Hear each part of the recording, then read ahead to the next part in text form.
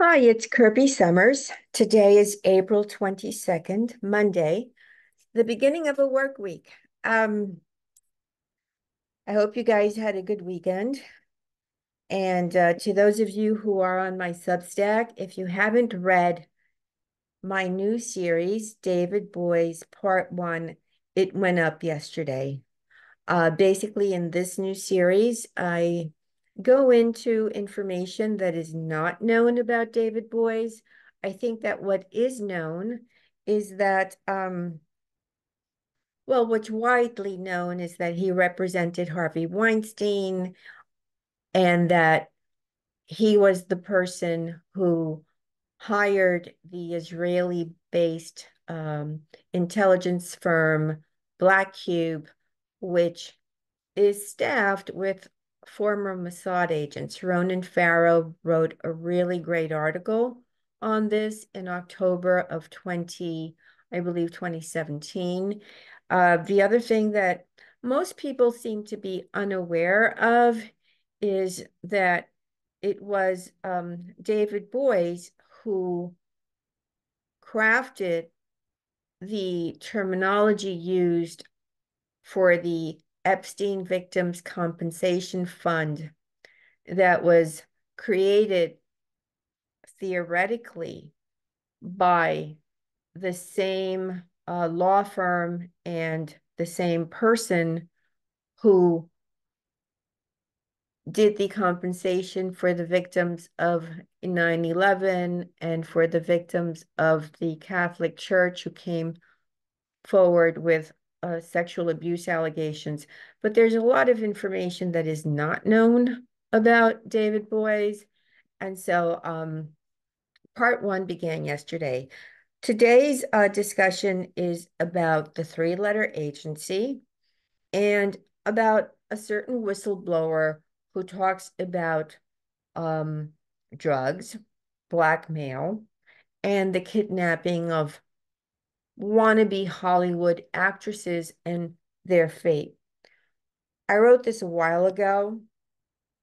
I'm going to keep the name of the whistleblowers blank. I don't want anything nefarious to happen on this podcast. And so I'm going to keep two names blank, but pretty much I'm going to share some information that I have with you.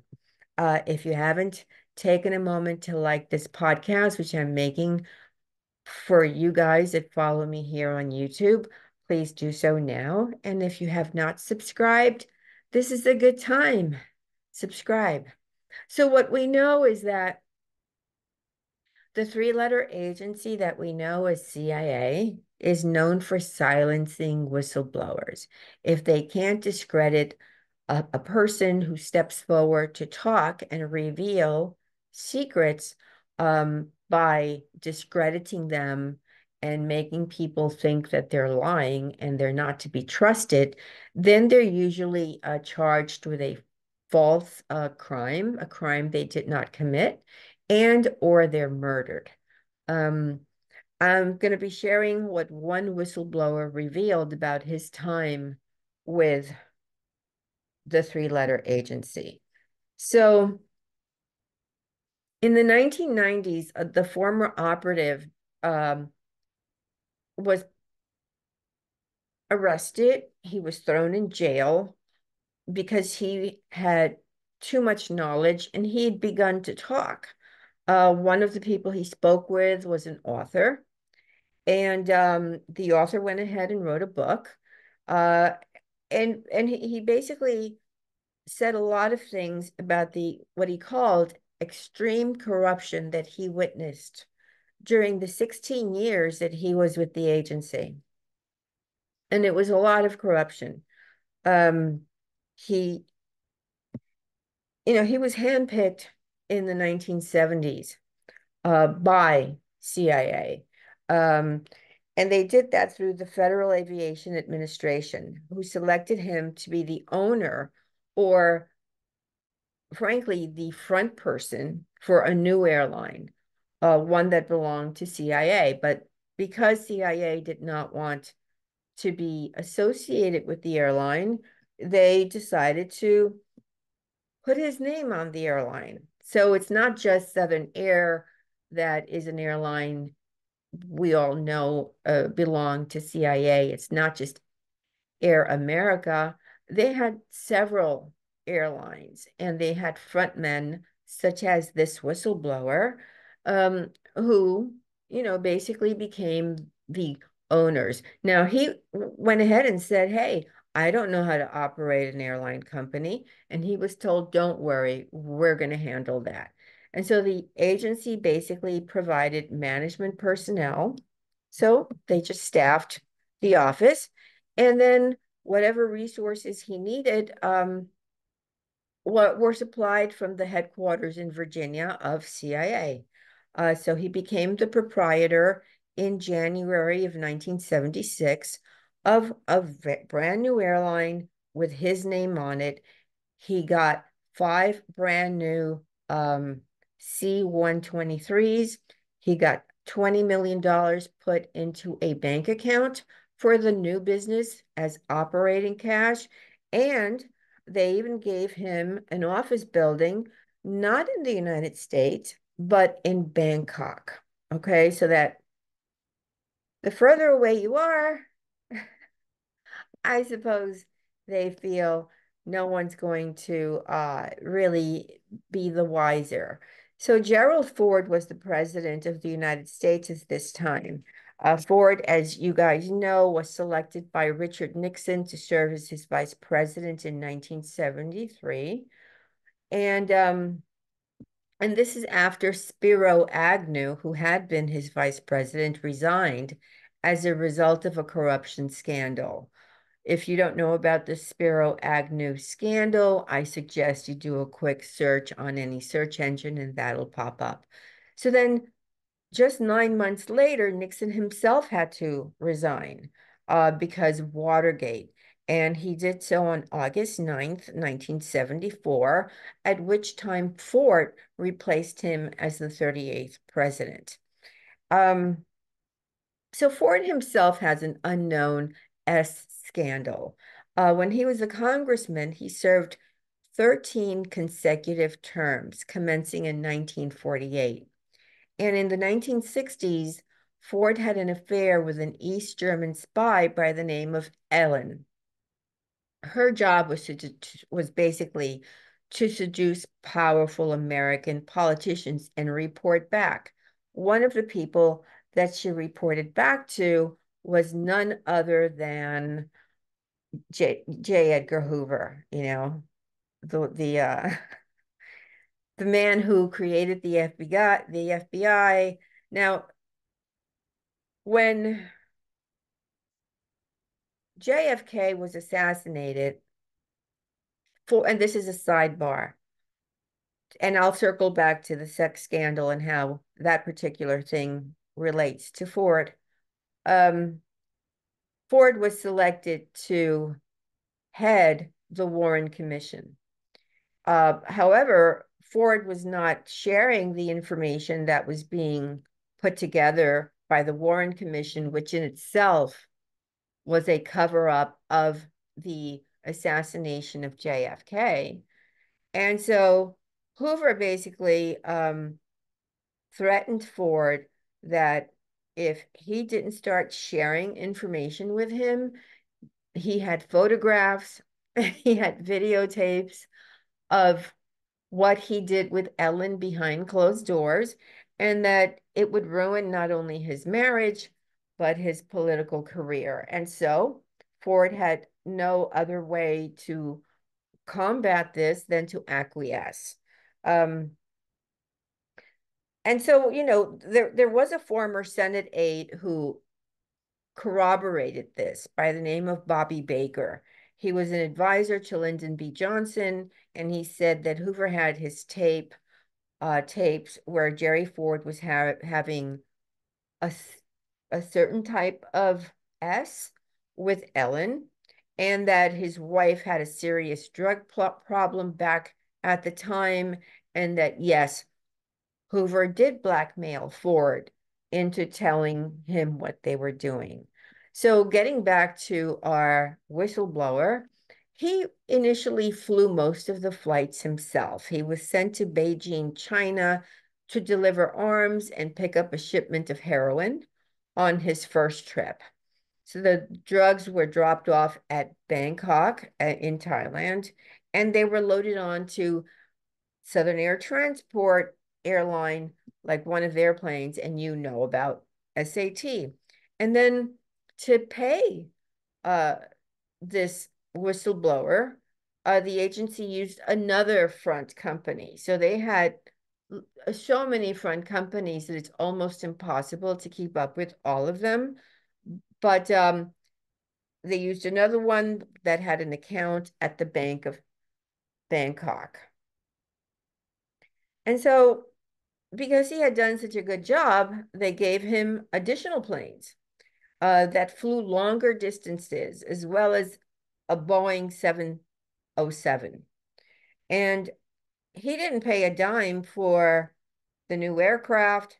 He didn't owe them anything.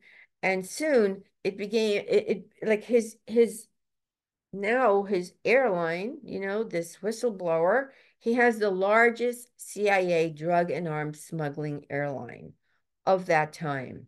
He flew to many countries with drugs and guns, theoretically on behalf of his bosses, the three-letter agency.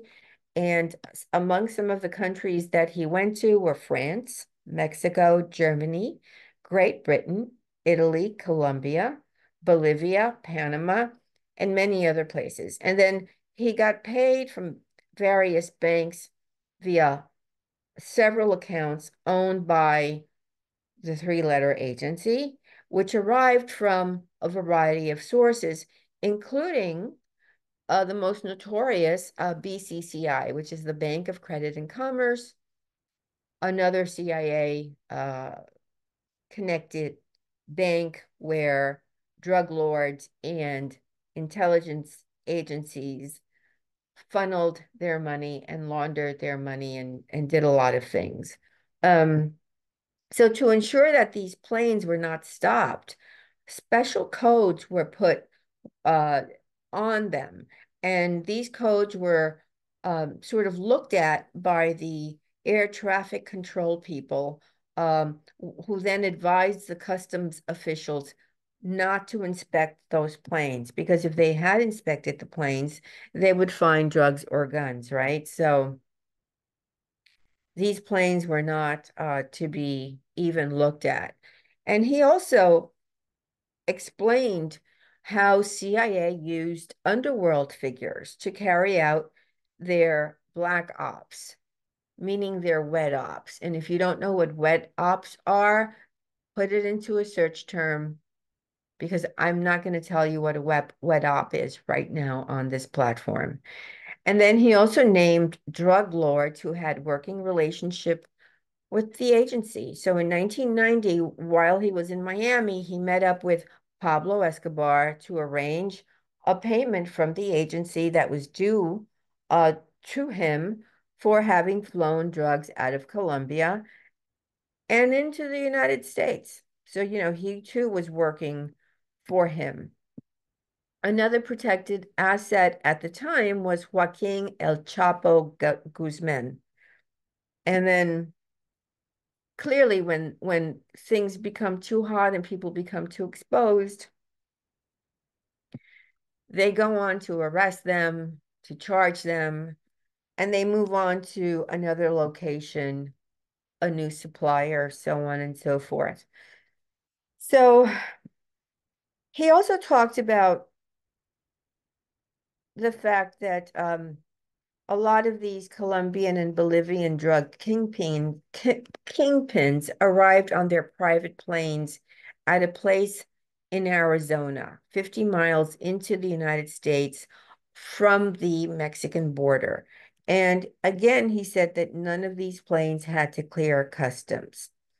And then, of course, there's Mena, Arkansas, where CIA had set up one of their drugs for gun operations. And at the time, the governor of Arkansas was Bill Clinton. Okay, so to present day, there has been no investigation into Mina Airport. And then uh, he described an assignment that really upset him and that he can't get over. He described a flight from Los Angeles International Airport where he had been instructed to pick up several dozen beautiful blonde women. They had been lured by a fake CIA front Hollywood company, and they were told they were selected to be in a fake Hollywood movie. Of course, the women believed it was a real Hollywood production company, and they believed they were going to be in a Hollywood movie. And they were going to be filming the movie in Singapore. However, while after the women were picked up as he was told, because even he didn't know what the final solution was going to be. He didn't think the plans were going to change. But while they were in mid-flight, uh, the whistleblower was instructed to take the women to Hong Kong instead. And then once they arrived, he was instructed to deliver them to various military leaders as gifts, courtesy of the three-letter agency. He was paid $500,000 for that specific trip. And the women, they were never seen or heard from again. All right, guys, give this a like. Thanks. I'd like to hear your comments. Talk soon. Bye.